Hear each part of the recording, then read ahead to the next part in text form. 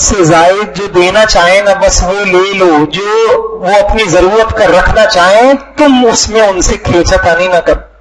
اللہ اکبر.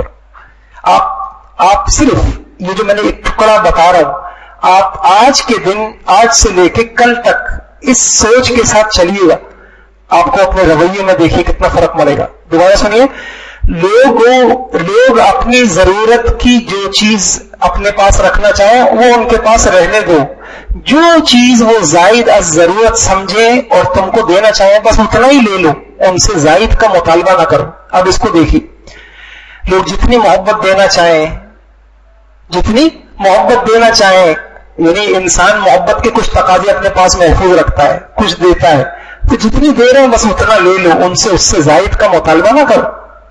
لوگ آپ کو جتنی اہمیت دینا چاہیں اتنی اہمیت لے لو، اس سے زائد کا مطالبہ نہ کرو. لوگ آپ کو، اچھا پھر انسان کے رویوں میں کیا ہوتا ہے، بعض اوقات انسان آپ کو اپنا باطن نہیں دینا چاہے گا، ظاہر دینا چاہے گا، یعنی وہ آپ سے کچھ چیز چھپانا چاہے گا. جو چھپانا چاہتا ہے چھپانے دو، وہ جو ظاہر کرنا چاہتا ہے بس وہی لے لو. اللہ اکبر. یہ نبوی اخلاق ہے، یہ نبوی اخلاق. حضور کی زندگی ساری اس سے بھری ہوئی ہے. ایک شخص نے اتنے غلط الفاظ حضور کے کہے کہ آپ بھی غصے میں آ گئے. اس کے بعد حضرت عمر کہتا ہے ایسا یا رسول اللہ اجازت دیجیے کہ میں اس کی گردن اڑا دوں. فرمایا نہیں، یہ نماز پڑھتا ہے. کہا یا رسول اللہ نفاق سے نماز پڑھتا ہے. کیا نماز پڑھتا ہے یہ آدمی؟ حضور نے فرمایا لم عمر ان انقب عن قلوب المسلمین، مجھے اللہ نے یہ حکم نہیں دیا ہے کہ میں نقب لگا کر لوگوں کے دلوں میں جھانکوں، ان کی نیتوں کو ٹٹولوں اور میں یہ دیکھوں کہ وہ یہ کام کس لیے کر رہا ہے، اخلاص سے کر رہا ہے، مفاد سے کر رہا ہے. نہیں، اور جو ظاہری رویے لوگ مجھے دیں گے میں اس کو.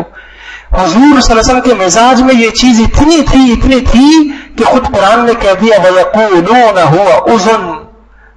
یہودی کہتے تھے یہ تو کان ہے. حضور تو سراپا کان ہے، کان کا کام سننا ہوتا ہے، ان کو تو جو سنا دو. آپ کا کیا خیال ہے؟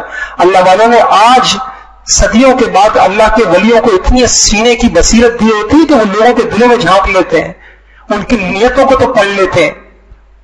کیا حضور کو نہیں پتہ چلتا ہوگا کہ یہ میرے سامنے آنے والا بہانے بنا رہا ہے، سچ بول رہا ہے؟ لیکن آپ وَيَقُولُونَ هُوَ أُذُنٌ، حضور کان تھے. کسی نے عذر بتایا، اچھا ٹھیک ہے. تو کیا آیت ہے یہ؟ خذ العفو.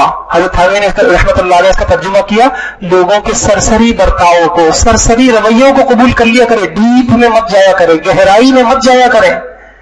ہم تو بال کی کھال نکال کے جب تک کسی کو رسوا نہ کر دیں نا، اس کی نیت کو کھول کر سب کے سامنے نہ کر دیں، ہمیں چین نہیں آتا. تو کیا بتا رہی ہے یہ آیت؟ بس وہ جو بچا کے رہے. اس لیے حضور کی ایک حدیث ہے اذهب فيما عندك الناس يحبك الناس. جو لوگوں کے پاس ہے اس میں تم زاہد بن جاؤ، بے رغبت بن جاؤ، بس تم دنیا کے محبوب بن جاؤ. اب ہوتا کیا ہے؟ میرا استقبال نہیں کیا. بھائی وہ نہیں کرنا چاہ رہا میں آپ کا استقبال، آپ کیوں زبردستی اپنا استقبال کروانا چاہ رہے؟ مجھے پوچھا نہیں، مجھے اہمیت نہیں دی، میری بات کو سنا نہیں. وہ نہیں کرنا چاہ رہا آپ سے محبت، وہ نہیں دینا چاہ رہا آپ کو اہمیت.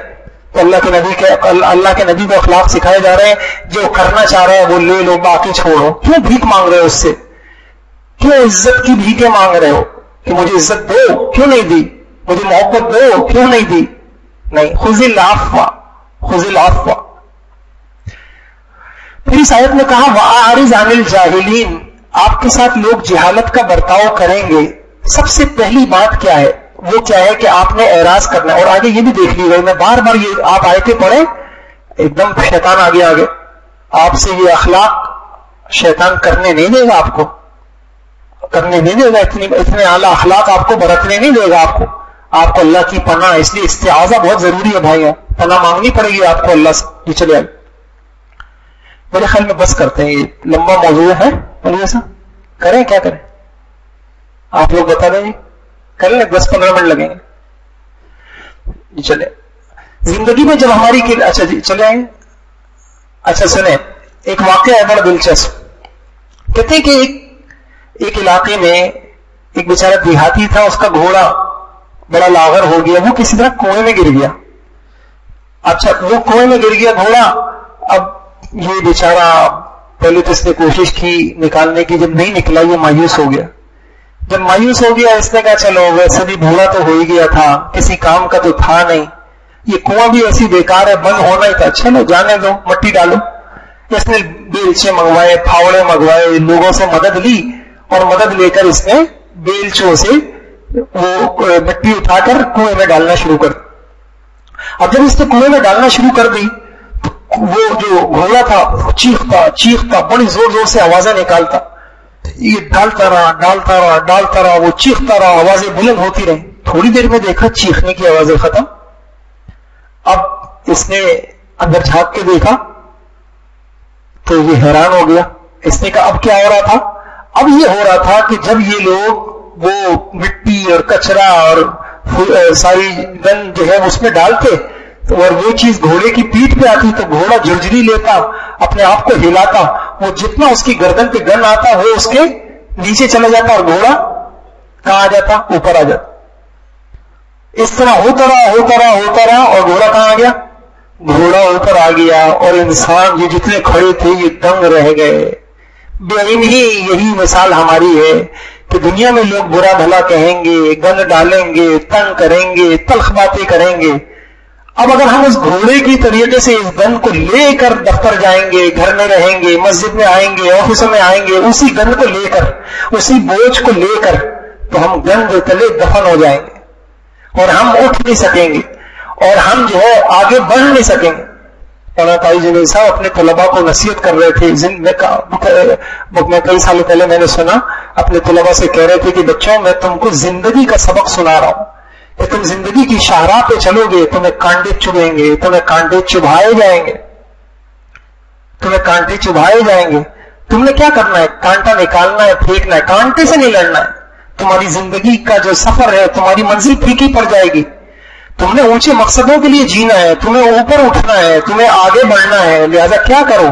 یہ چیزیں ہوں گی جو ان چیزوں میں الجھ جائے گا اور ان چیزوں میں اپنی صلاحیتوں کو لگائے گا تو پھر وہ گند تلے دفن ہو جائے گا، وہ نکل نہیں سکے گا۔ وہ مشکلات جیسے مشکلات یہ کنویں جیسی مشکلات ہیں اس سے نکلنا ہے تو کیا کرے گا؟ کہیں گے لوگ اور آدمی کو جھٹکنا پڑے گا، اس گند کو پیروں تلے ڈالنا پڑے گا، کہتے ہیں مٹی ڈالنا پڑے گی اور پھر اوپر آنا پڑے گا۔ زندگی میں کردار کشی ہوگی، یہ سارے کام کرنے پڑیں گے اچھی زندگی کے لیے۔ جی چلیں آگے چلیں۔ اچھا ایک واقعہ اور بڑا زبردست لکھا ہے کتابوں میں، کہتے ہیں کہ ایک شخص اپنی دکان لوہار تھا، اپنی یا بڑائی تھا، وہ کارپینٹر تھا، وہ صبح صبح جب اپنی دکان گیا تو اس نے عجیب منظر دیکھا، ایک سانپ ہے جو آری سے لپٹا ہوا مرا ہوا پڑا ہوا۔ تو میں نے دیکھا کہ ہوا کیا؟ ہوا یہ تھا کہ سانپ کسی طریقے سے دکان میں آ گیا اور سانپ نے کوشش کی، بڑی اپنی من پسند کوئی چیز تلاش کی، اس کو من پسند چیز ملی نہیں، اتفاق سے اس کی جو ہے نا اس کو ٹھوکر لگ گئی آری کی، آری اس کو چبھ گئی۔